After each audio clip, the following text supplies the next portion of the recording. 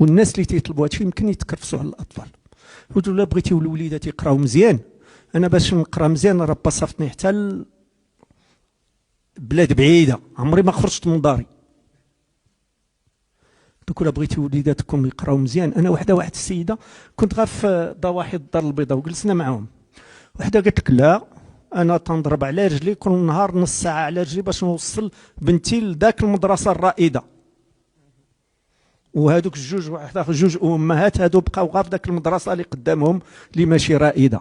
قلبوا على المدرسه المزيانه اللي فيها القرايه مزيانه، واخا تعرفوا توصلوا ولدكم بالترونسبور سكولير ويمشي يقرا، سيروا قلبوا على المدرسه الجماعاتيه اللي تتقري مزيان، وما تحاولوش تقربوا المدرسه الدوار، حاولوا تقربوا الدوار لاحسن مدرسه وديروا الترونسبور سكولير وتبعوا وليداتكم في البلاصه اللي فيها الاساتذه مزيانين. على ودا تقرب يمكن للمدرسه ودير النواه قدام الدوار ولا قدام الجامعه، ولكن واش غادي يجيك الاستاذ المخير؟ وسير شوف فين كاين الاستاذ المخير وخمم بعدك واش الولد ديالك غادي يجيب البروفي وغادي يجيب الباك وغادي يمشي ينجح في حياته، قبل ما تقلب تسهل عليه الترونسبور، نقص له واحد 4 ساعات ولا نص ساعه تاع الترونسبور، تقاتل باش يكون عنده الترونسبور يمشي في الصباح ويجي في العشيه باش يبقى قدامك وتتبع القرايه ديالو.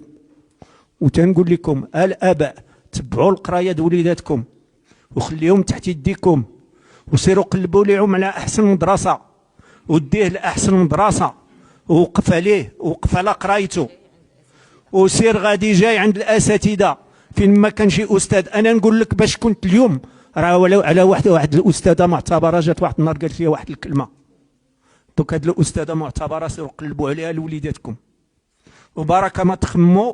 انا نجيب المدرسه وندير نواه تاع 45 دري، نجيب لهم واحد 5 ولا 6 الاساتذه اكفسهم قالوا يلاه بداو، مازال ما عندهم حتى شي تجربه، باش انا تما راه جبت واحد النواه ونجيب الاصوات.